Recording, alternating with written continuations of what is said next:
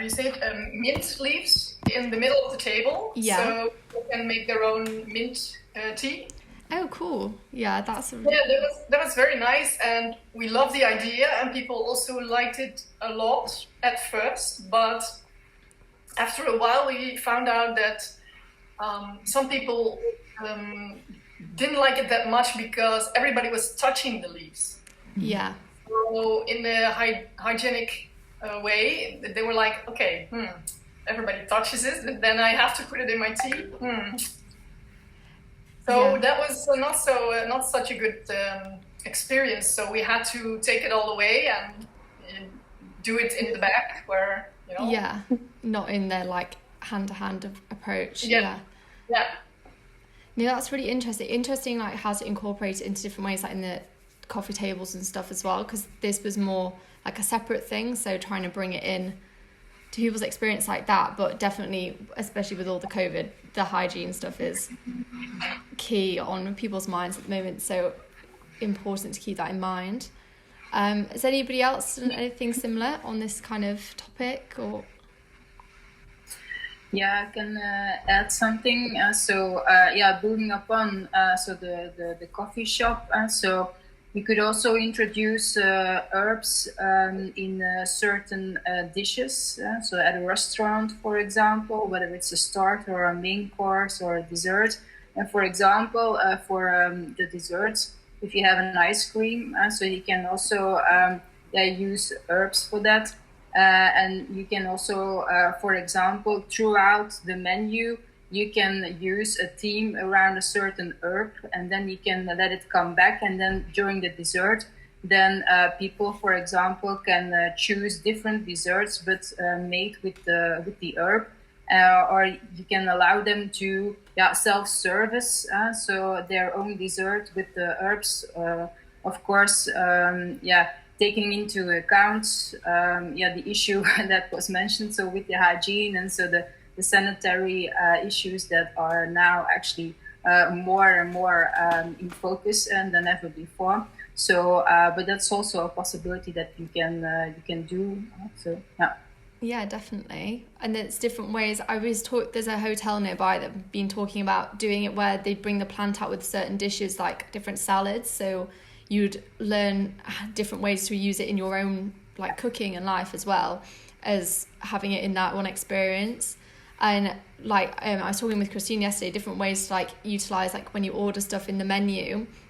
Say if you ordered the dish and you could use a QR code and some information or some experience comes with the phone, like say it like an AR or some kind of filter that will tell you about the herb or about what you're ordering, along with that experience to try and bring the physical and the technology together in like different ways. It's other like things like that, but it's very interesting with like, especially like with the ice cream desserts and that kind of thing. I hadn't really thought about that side of stuff. It's interesting. One sort of additional idea on top of that, if we ever go back to paper menus again, is also you could use like herbed papers. So there's like pressed flower paper. Actually, I don't know where I have seen this, but somewhere in my mind I have seen like mint paper, and I don't know if it's scented or if it was like crafted in the same way that pressed paper was crafted, but it feels like a really, particularly if you sort of had like an overarching herb or one that was like really connected to the brand identity, to actually like press it into the paper, or even to have the paper scented like the specific herb, could be also like a very simple way of having that additional connection, and even a little note that's like, this paper is made of cilantro or whatever it is, right? Where it's just sort of like a really small education or connection moment that could be very simple. Yeah, definitely. Yeah, I've never like seen like the herb kind of stuff, so I definitely look at that into the paper. Yeah, to this point, I would add, for example, that the fact, for example, the table, I believe that was a plastic one, and it's not natural based, so it's not wooden based table, the one that you've used. Oh, there's a cloth over it. It's like it's the white cloth. It's not plastic. Okay, good. But the fact is that to increase the contact with nature, I believe that everything has to be coming from nature instead of using plastic or things like that. Yeah, no, that's a good point. Like, maybe keep the raw material out so people can see all different types of it. So I mainly was hiding things below the table that I was using, so I was utilising that in that way. But no, definitely interesting, because also in terms of like how to measure different connections to nature. So when I did this, I used like the inclusion of nature in self scale and asked people to identify where they currently felt they were off the like Venn diagrams, and then reevaluated it after the event. But I was just wondering if there's other ways people have used of measuring different connections, maybe through like video observations or different way. I know I've been reading about people using like smartwatches to measure heart rates and like changes in heart rates depending on your like experience with nature and things like that. But I just wondered if anyone had experience with those kind of things or knew something better, really.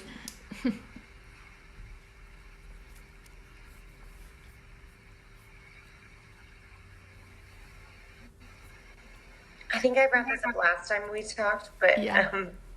I'm like really love those like happy face, like non-happy, like Yeah. nothing face, negative face, like little things that you process. Just such an easy way to get sort of an immediate and often very true response to how people feel about an experience. There's a group that does these very interesting nature-inspired rooms in hospitals, and what they do is they do a heart rate reading.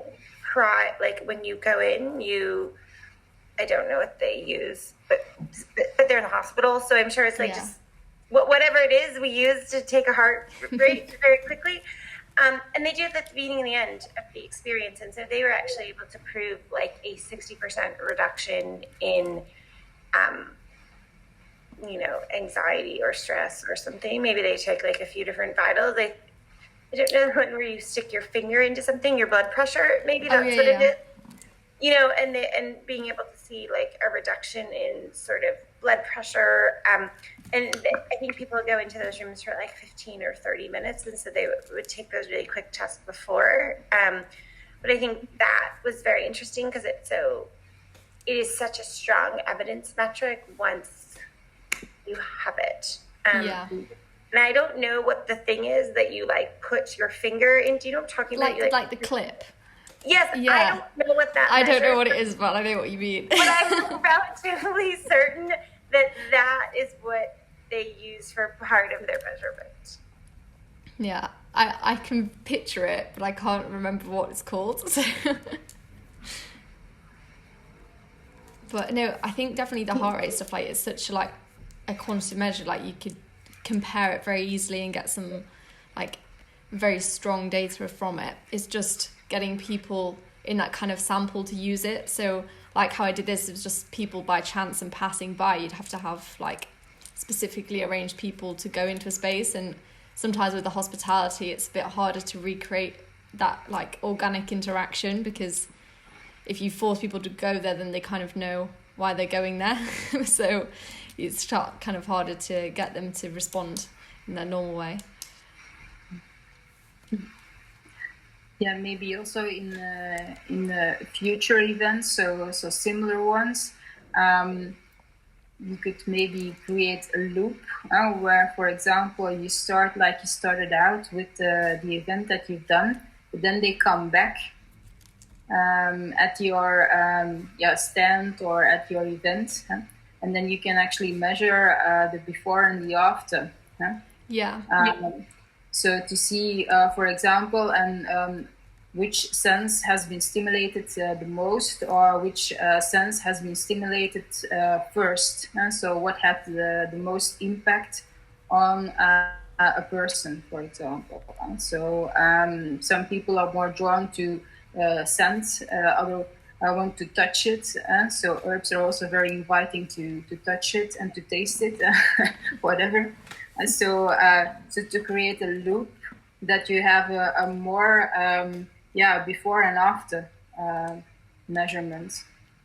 That could be a possibility, maybe. Yeah, definitely. Because the way I tried to do it was how some people were eating or something. So I'd ask them initially when they wanted to get involved, and then they'd eat, and then I try and get them to answer again. But obviously people have things to do and places to go, so it was a bit hard. Sometimes people were busy and then they didn't want to do like the return questions and that kind of thing. So I think if you have it set as like a period of time, like to create the loop, like you said, that could maybe work a bit better than just hoping people would like return after because they said they would. Yeah.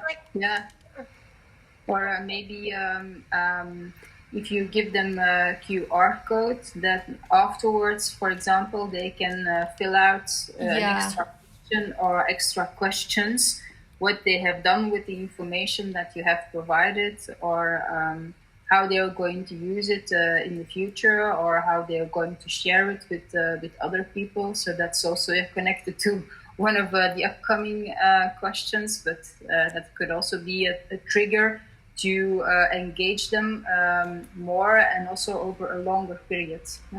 Yeah. Because I gave out the like a QR code for on a card, like a bookmark that people who took herbs home had with them, but the response rate was quite low from a lot of people. So there was like over 40 people over the 2 days, and I probably got about 10 responses. So it's a bit. I see that the day that you performed this test was a very sunny day. Oh yeah, it was really hot. And I wonder if you thought about changing the position of the table to a place where it was brighter than a place where the light of the sun wasn't reaching.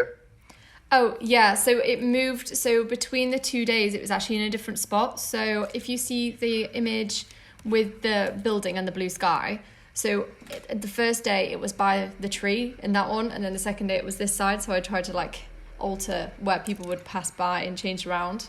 But it went on from, I think it started at about 10:30 and then finished at 4 when the cafe closed. So it was like you got the difference of the time throughout the day and see the difference of people. Did you see any differences?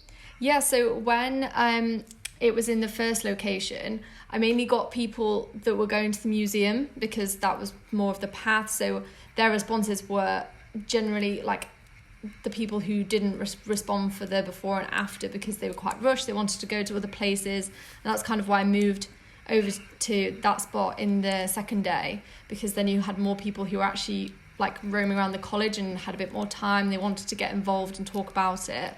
And there it was also, because it was so hot, more people wanted to talk to you there because it was shaded and it was really boiling in the other places. So people didn't want to sit where it was super sunny and like eat because it was just too hot. So then that was kind of the differences between that. But no, they both gave like interesting results, but they were slightly different. So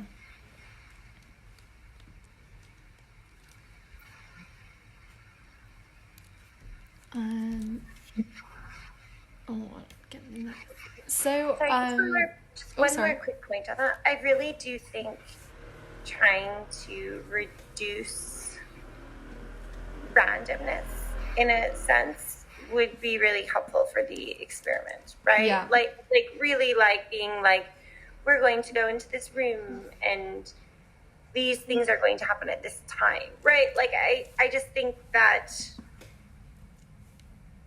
I imagine at some point you want to take these metrics and go to hospitality clients and convince them that they want to integrate the brilliant ideas that you have. And you're in a moment, right? Like in school to be able to like have people sign up for all of that kind of stuff. And you have like an optional moment to really exploit that. So I mean, I think if you can set up the test in a way that has less randomness and more functionality, and you can say things like, we're going to measure your blood pressure. And like, I do think quite a lot of people will do that. I mean, and you could also think of like doing it in a hotel, right? Where it's like, you're creating like a de-stress room or like a garden room or something like that, and people could do that, and a hotel could sort of like make it more like, they could make it like a real like surprise cool offering for this week. They have this room, and like, like it's really cool to take your blood pressure when you go in and take it when you leave, because that proves to you how successful this is. And so for other people, the experience is so great, but you are also getting all of this like really fantastic feedback. And I think that's just so much stronger. It's so much stronger than the project that you have done, which is interesting, right? No, definitely. It's not necessarily a corollary cross for what you're looking to do in the long term. Yeah, no, I agree. Like, very much was just to try and get the ball rolling. So definitely stuff but like no that. Judgment about what you were doing. No. But I mean, in terms of like the randomness, like that was all the bad parts of it. So like, I do completely agree, because it was so hard to get, like I was saying, like both answers and like the correlation between the two. Like when I'm trying to analyze it, it's very hard to give some like fully comparable data between the two. So no, I completely agree. Like if you just minimize the other variables right down, then you can get something like very solid to take away. So no, I think that'd be a good idea, like to try and utilize some of like the university position and that kind of thing. You can get people in who are like, oh, I'm just doing this, thanks. And they'd let you. But no, I do fully agree, because I think that was also something, because I've been doing it from the point of view of like approaching spaces and then kind of building it with them of what they're like prepared to try out. But maybe from the point of view of using a room like that, they might be slightly more flexible than saying, oh, well, we've got this on this week for the restaurant, and then we've got this on, so like you're going to have to wait 3 months and then try and fit something in. So maybe they'd be a bit less precious over like a space that they weren't really using so much anyway, and bring it into them. Like, this is just, I do not want to derail this conversation, but a small point. I once went to like an event in Brooklyn that they took like a extra storage closet inside of a like closet where they kept like kitchen cleaning things, and they like made it into this tiny bar, and it was called, the whole experience was called like a threesome in a toll booth in a phone booth or something like that, because it was in this really tiny space, and like your bartender literally like pulled a plank like down between the two of you who were sitting there and them, and then like in COVID, I'm sure we'd all be terrified of this, but like but this was done after hours in a restaurant space that served breakfast and lunch, right? And so it was like a repurposing of that space, but it also made the restaurant so much cooler because you got to have this like really, really cool experience there. And so, and then they also charged like, I think it was $300 for 2 hours, right? It was like outrageously expensive. And so I'm only saying that to like encourage you to think about sort of strange spaces or underutilized rooms where you could run an experiment, or you could also do like a 1 week like pop-up experience, and you could charge people for it, and that could help like offset the costs or further fund the project as well. So as you're thinking about that, what does more sort of like a more crystallized experience look like? The inventiveness of that toll booth experience might be a good reference. Yeah, definitely. That's so interesting, because I think that's like one thing to like kind of overcome, being like, it doesn't have to be the full proper space. Like you can make a space that works and people will like it. Like there's a supper club that's opened up that's literally trying to do that in like all different, like it doesn't have a set location, like it just changes every week, but it's just the same people basically finding wherever's free and moving around. So it's kind of like the same thing but slightly different, of just being flexible with like trying to get creative what you can make out of it. So no, I definitely try and have a think about that, see different things that come up. What was it? Oh yeah, so also I've started to create an like online sharing group. So I started it off on Facebook to get people together and be able to post different images of things they like or dislike about different hospitality spaces, like, and their use of nature in the space. So on Facebook at the moment, there's like people in there, but there's not that many posts going on. So then I started to take it to Instagram instead, which has been a lot more engagement. So posting different videos or images of different spaces using nature to try and encourage people to use them and get people connecting to nature through spaces that are already trying to do it in a kind of promotional sense, and then adding in the events that I'm doing at the same time, as like almost creating a kind of catalogue for places to go that are like this. So kind of is moved definitely more towards using the Instagram page at the moment. But I just wonder if there's any other kind of platforms that people know of to where other people can share their own images to kind of add to the catalogue. So obviously on the Instagram, it's only stuff that I'll post into it and people can comment and things, but a place to kind of make it a bit more of an interactive community or space that already has people in there, so it's a bit easier than building, say, an app for everyone to go to in one go, just to try and trial it and see what the engagement could be like to create a kind of like book of where to go or that kind of thing. And you can see them on there, but basically if there's any platforms or spaces that people know of for sharing that kind of image space or community space for engaging customers, I just wondered if anybody had any ideas. So I think it would be not much more effective, but I would highly encourage you to consider Pinterest, right? Just because there's a ton of this kind of content on Pinterest already, and I think it's where I don't know exactly how you win customers in the long run, but my assumption is probably that you are brought in alongside a designer, right? Yeah. And so that designers heavily utilize Pinterest for idea generation. And so I think starting to put your ideas and starting to build like a bit of expertise there is useful. I also would highly encourage you to start to think about using LinkedIn. I do think particularly for the hospitality industry, people are on LinkedIn. There is a lot of looking and sharing for roles there, and that it would actually probably be more effective than Facebook, where we are seeing a lot of people leave Facebook. And then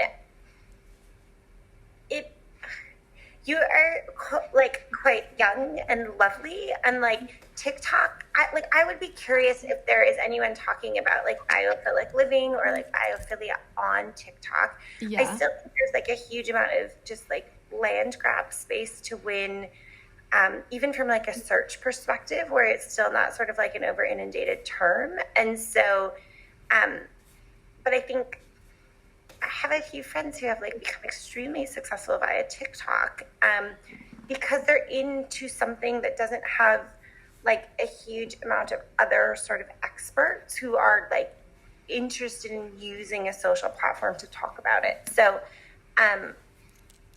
that those might both be interesting. And then I also think there is so I sort of have a big foot in the flower community, and florists who are making really beautiful floral installs.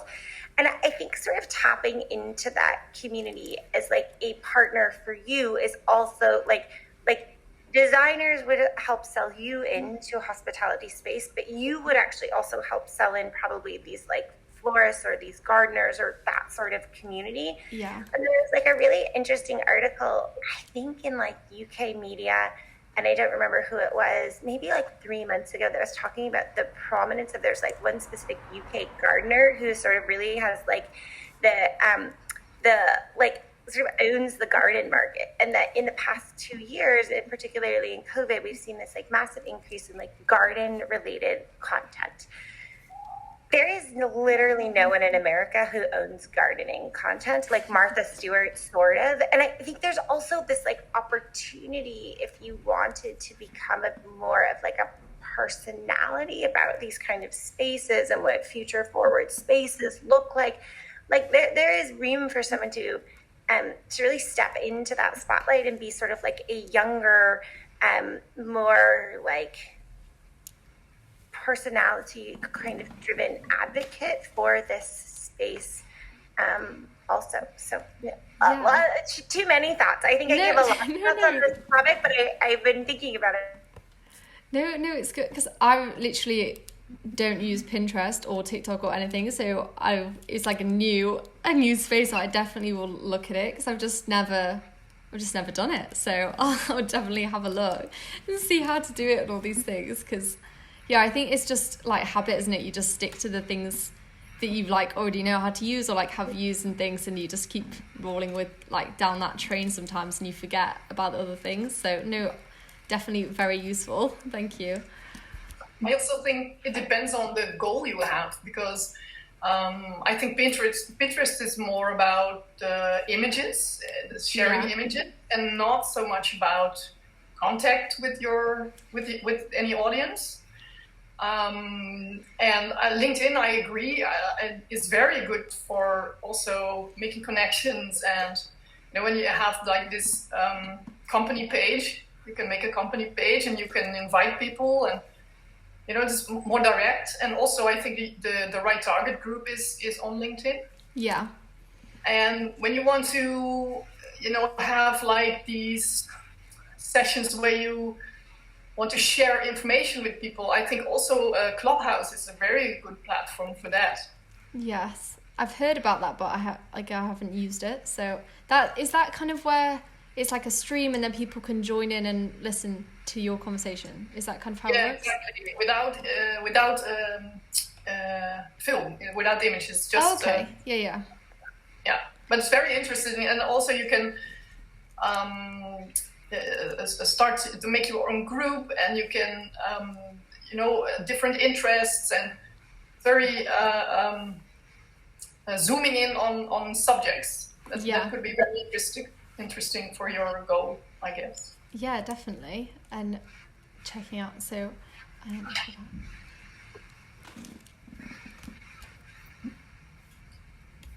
you could even very much do a conversation like this in Clubhouse. Like maybe it'd have to be a little bit less about your work, but like the conversation that we had previously. Yeah. That would be like a wonderful conversation to have in a Clubhouse environment, where it's just sort of much more largely about the conversation of like biophilic design or sort of nature and space and hospitality, that I think would be very useful. Although in the US,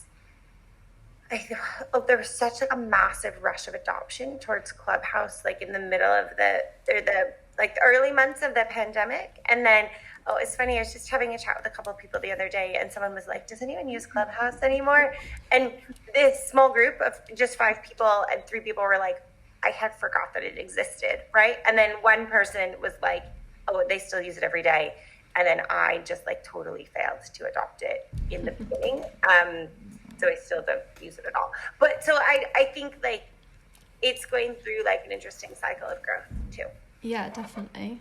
I think that's the thing, when it's like kind of like the TikTok in a way, where there's like space in the space, because it's not necessarily what people are talking about. Like if you find the gap, then it can work on some different platforms, which I think is very interesting. Definitely to try and, in the sense of kind of the direction of the Instagram's taken at the minute, it's like spreading the word, a lot of that kind of more like getting people engaged in a broader sense than like specific ways. So it's just trying to reach a lot of people and get the conversation going.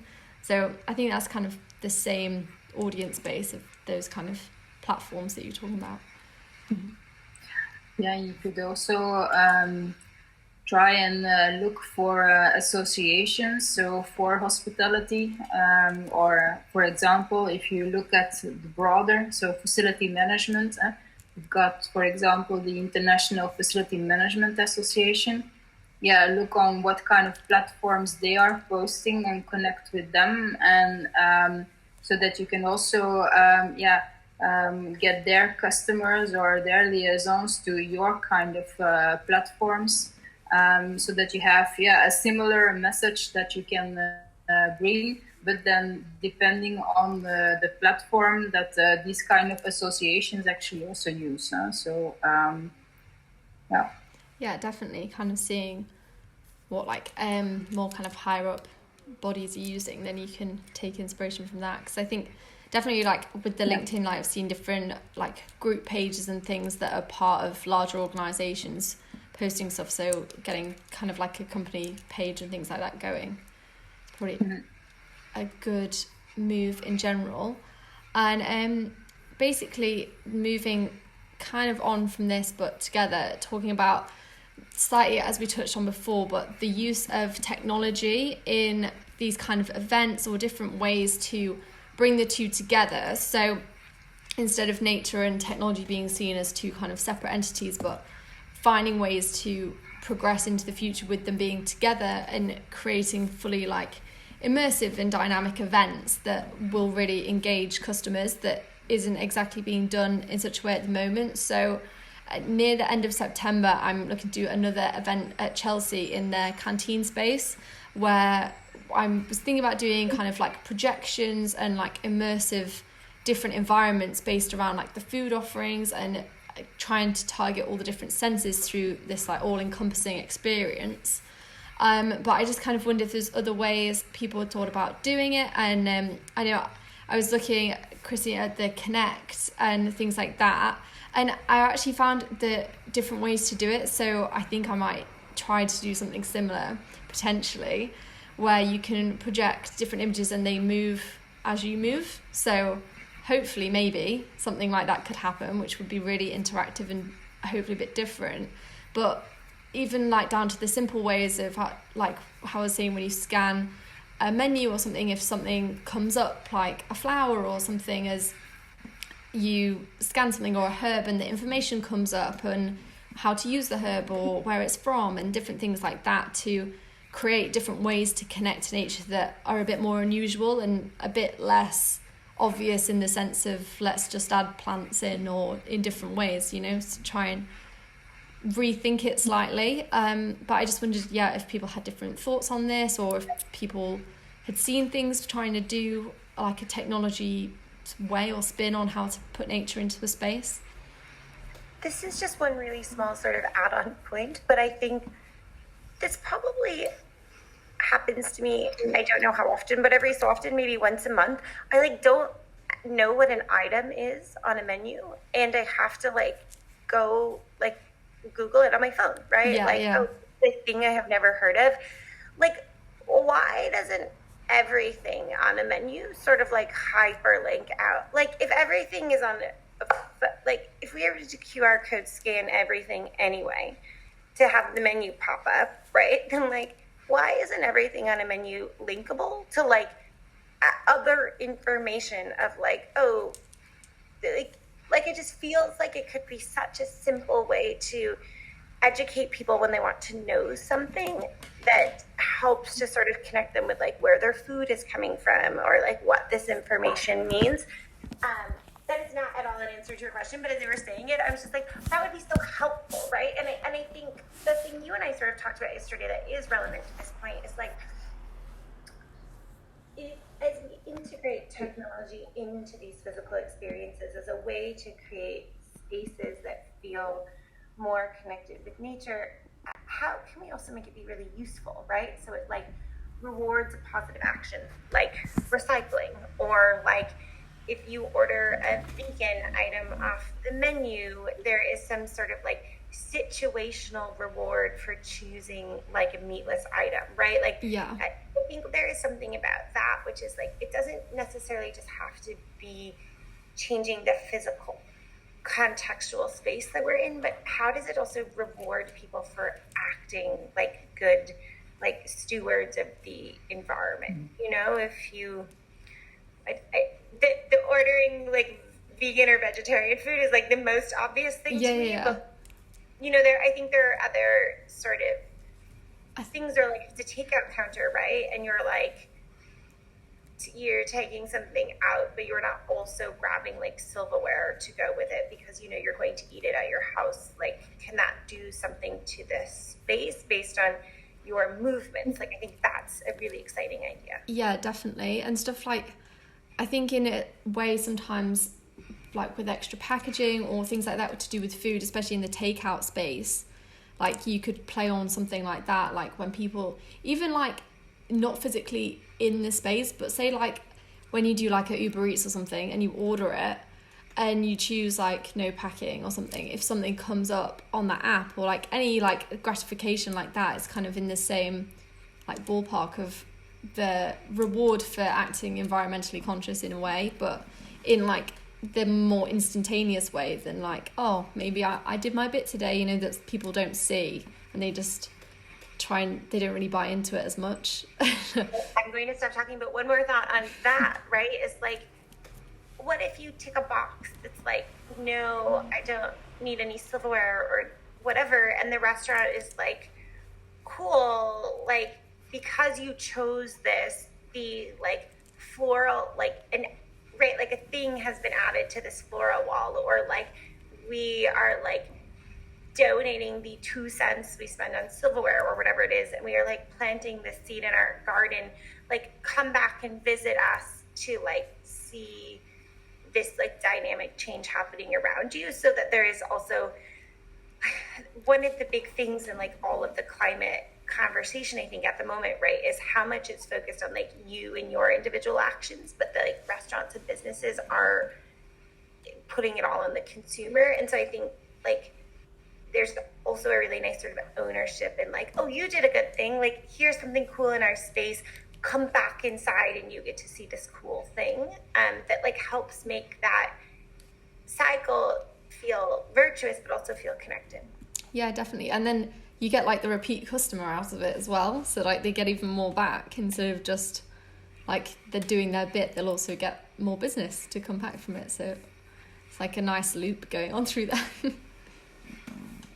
Yeah, it's also a possibility when you measure, but then you need to measure how many times one visits a certain venue, so the frequency. If that's what you are doing as an intervention, so to stimulate the connection with nature, if you see that more people are going to visit your venue, then okay, that can also be a measure on itself, which for the owners is also a very good thing, because they see more customers coming in a more regular kind of way, because during COVID it was nothing, and before that they had their customers, but now it needs to be built up again. So you can see, for example, so the frequency that they visit the venue or particular parts of the venue, like we discussed, is also a good thing. So they, for example, if they go for 2 rooms, one room that is can be blended in, for example, in the existing interior, and the other room is actually something totally different, a totally different theme, then you can see what is the most, what has the most impact. So on the customer's well-being, and also are they going to visit more frequently, yes or no? Yeah, the like contrast between the different spaces, definitely. Yeah. I would add something about, so I've read a sentence in this slide saying using technology to connect to nature. I believe the sentence should be the other way around, like the nature has to be connected to technology, because we can get inspired by nature. For example, in terms of connection and networking, we can get inspired by bees. So the way that they interact to share information. For example, somebody was talking about the menu that wasn't complete enough to understand everything. How we can get inspired by bees, how they share information between each other, and so that the everything is more fluid, and no one is left behind. Yeah, definitely, because I think like I was reading some of the work of like Sue Thomas, and that she kind of talks about that other way of like how a lot of technology is inspired by nature, and like all the like, well, let's save something to the cloud, and like all those kind of things that all come from like the reverse like inspiration of it. So I think definitely from like that standpoint of seeing everything's coming from this, but then also trying to bring, because I think almost sometimes it's like you have the nature and then technology's maybe being inspired by it, and you kind of get here, and then you want the technology to then showcase the nature again instead of it being stopped at that point. So it's kind of like adding another link to the chain, I suppose, to use what's been inspired by it to pass it on further and like really grow something that people are using all the time, because everybody's on some form of technology at some point in the day, pretty much. So if you can utilize it in some way to link it further into nature and into people's lives, then it can like create some kind of really strong connection that I think has been overlooked in some senses of like the way things are using in hospitality spaces. Because I think, well, a lot of the spaces that I've been talking to, or people in the like businesses, kind of view like biophilic design or things like that as simply like, oh, that means you want to put plants here, or like, how do I put it here, or what does that mean, you want new furniture or something like that. And it's like, well, you could use it in a way that wouldn't actually disrupt your business but bring people in with stuff they already have. So kind of, I think that was more of my thinking to do with that aspect of it. I think that's such a valuable, what you just said is a interesting way to package it as well, right? Which is like, what can you do with what you already have to bring people in? Because I do think so often we think of sort of like holistic design change, right? Or like this has to be totally reinterpreted, and then business owners are like, oh my gosh, that's going to cost so much money. What am I going to do? And so I think that's probably, when you think about some of these tests you want to run, that also is an incredibly interesting one of like, could you go into a space and say, hey, I just want to take what you already have and $500 or something like that, and like see if just a total like reinvention of it could help it actually just drive in new people, right? Like, can you prove that? Can you prove that to be true? And that is a pretty strong premise also. Yeah, definitely. Because I think that is what puts so many people off, like, especially that I found trying to do things like this. It's like, oh, you know, it's going to take so much time, so much money and effort, and I'm not interested. And it's like, I haven't even said what's going to happen yet. Like, don't worry. It's going to be fine. But no, I think it's an interesting angle that most people don't see could be there, I suppose, in like, from like a business point of view, they wouldn't expect that. So trying to play on it slightly.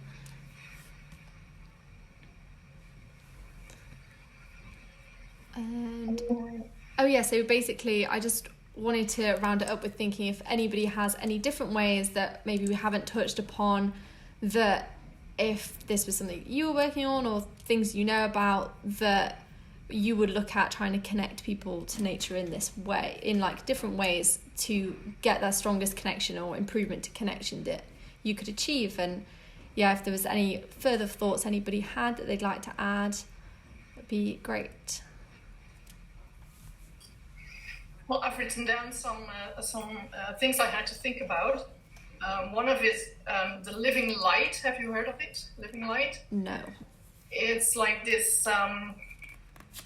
It looks like a vase. It's glass. Mm-hmm. There's a plant inside, and I don't know how it really works. It's got something to do with the photosynthesis. But when you touch the leaves of the plant, the light goes on.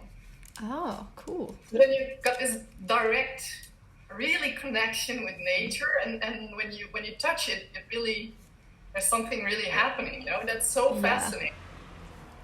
And also in that, I don't know if you have heard of digital vegetables. Is it when you can kind of grow them from the touch of like different things? Is that maybe something different? This was this art project back in 2000. Oh, no, I think it's something else. Sorry. No, that doesn't matter. It was in, I think in Tokyo or something. It was this really big glass house they made. Yeah. And it was filled with vegetables. And it was the same principle as the living light. But then when you touched the vegetables, the lights went on, but it was like all different colors of light in the whole glass house. Cool. And also it turned on music. So it was like the more people touching the vegetables, the more music and sound effects were That's visible. so cool, because it's like the kind of process of leaving your mark, isn't it, and getting that gratification out of it. Exactly, yeah, and also in that sense, I was we did this design. They didn't. It's still in a design phase for a hotel group, and they wanted to. We had to design the kids spaces, but it was more like they wanted to find a way to make the connection with the kids and nature, and also inside. And then we thought of letting kids plant their seeds at the moment they are at this hotel. And then with the QR code, you can see the plant grow even when you're gone, when you're back at home and you see the plant grow, because you can tune in and see it getting bigger and bigger. And that also could be a reason for parents to say next year, oh, we want to go back there because the plant is growing now, so we want to see it. Yeah, definitely, because it's kind of the same thing, but a bit different. But when my sister was way younger, she had like a dolphin thing that she would get sent pictures of, and she made us go on holiday to see this dolphin. She was like, would cry and everything. So yeah, I can see it happening. No. Yeah, wow, that's cool.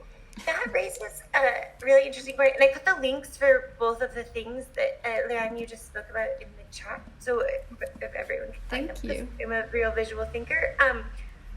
Well, we talk a lot about plants. We don't actually talk about animals very often as well, right? And that is like such a part of that natural experience. I just think there's something really interesting about your sister's story about the dolphin, right? Because sometimes we connect. I mean, it's like, there was that big butterfly room in the Museum of Natural History, I think possibly in New York, right? That like everyone went to for 2 years because it was like all of these sort of living butterflies around you. And it's like, I think it's interesting to also think about like actually like full ecosystem spaces and environments where they are actually these living rooms. I don't know if anyone has read Dune. The movie's coming out in October, but in Dune, in the beginning of it, when they move to this new planet where there's not any water, which is like maybe theoretically Earth, the wife of the ruler or not the wife, that whatever. Anyways, it's irrelevant in Dune, except for they do have this like really beautiful atrium room, right? And it just even feels like the idea, like atriums were like such a popular part of like homes and spaces like in the 1800s, and we've sort of lost them. But I think they also were not just plants, right? And I don't know, I think there is something interesting to being like, oh, there are butterflies in this space. Or like you think about a child and it's like, that plant idea is so cool.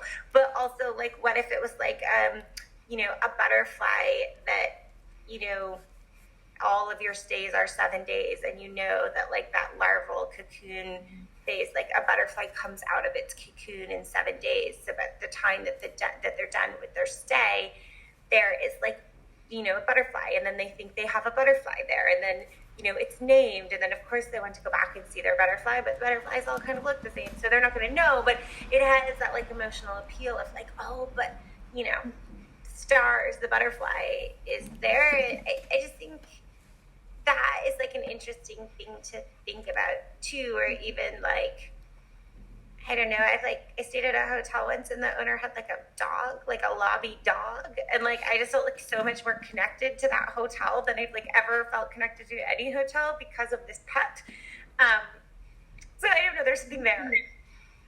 Yeah, definitely. Like, it's so interesting, the like concept of the attachment to it, like trying to get attached to a space through like the emotional connection of like you've put something into it, or like you're growing the plant, or you're doing the butterfly, or anything that will like draw you into the space a bit more. So it becomes more, like you said, like with the dog, it becomes way more than just the hotel space, because you're like emotionally connected to it in that light.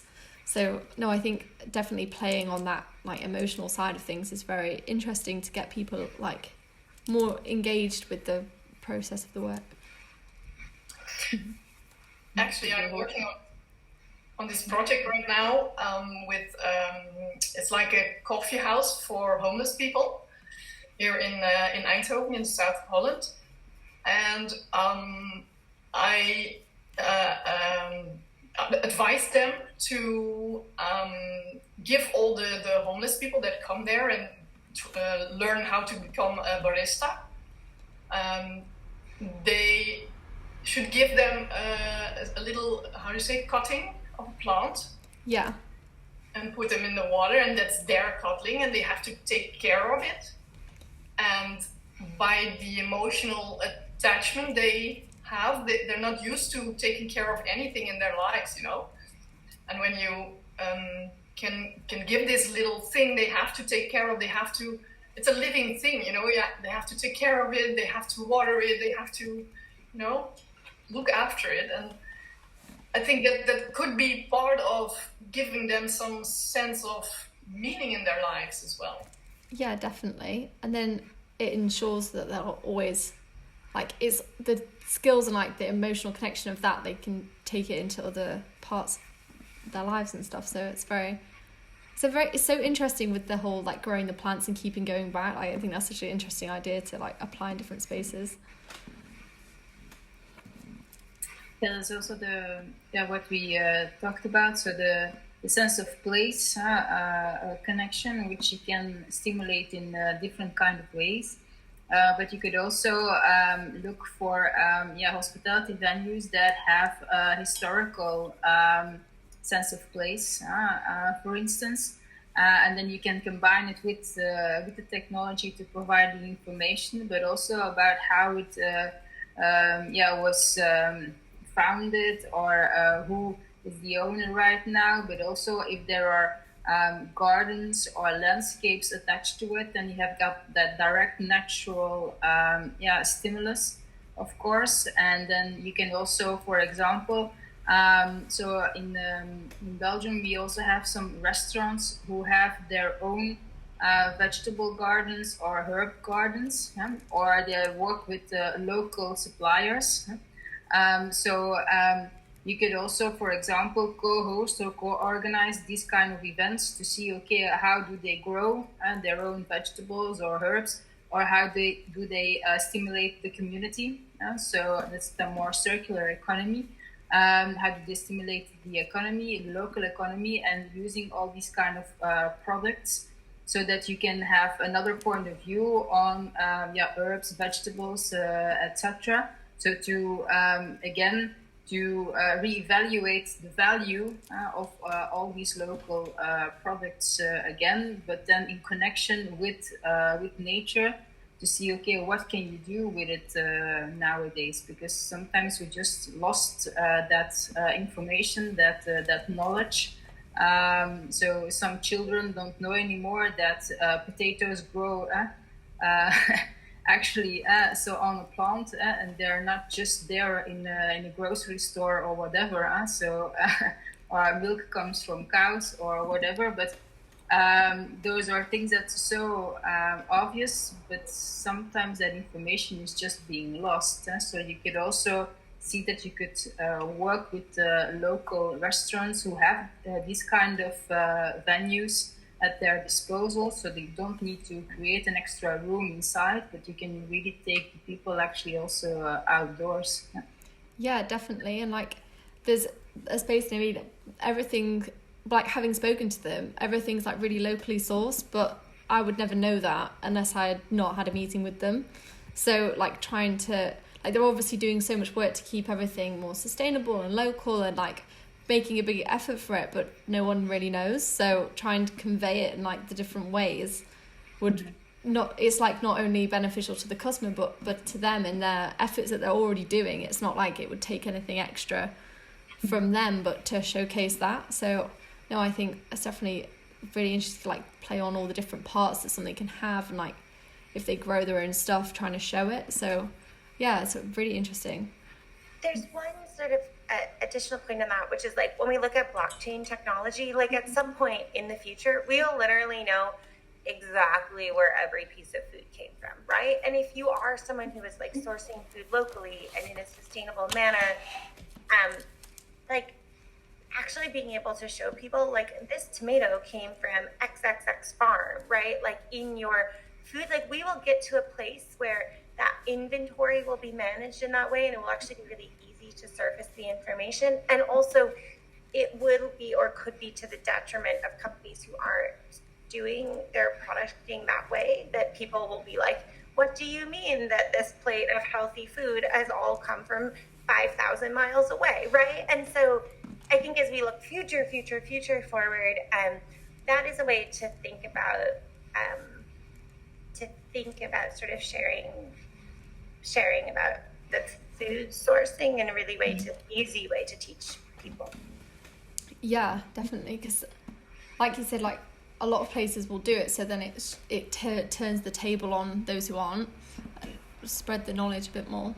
Because I think that's like the theme in a lot of this is like, you don't always have to give people like a plant or like a part of a plant, but if you give them some knowledge that they can then apply in like another part that they see of nature, then they've still been taken something away from that can like add their connection like in their daily lives. Doesn't have to be so like such like a physical thing sometimes. Yeah, you can also look in ways to in what way you present things. You know, you bring the food on a plate, but what's the plate made of? There are different ways to you have these bio-based materials where you can like cups made from coffee grounds, or I know this girl, she makes plates from eggshell, for example. So these are very fun and nice ways to, and of course the new straws made of bamboo. These are all materials from nature, and it's just little ways, but it's just to keep people reminding of, you know. Yeah, definitely, just to keep things ticking over. Yeah. Is there any other points that anybody has to make? 'Cause this is my last little point to talk about, really. So if anyone has anything else they'd like to bring up or discuss, is everyone? But thank you very much for everyone's time and like all your contributions in this. It was so useful. So really nice to chat to you all.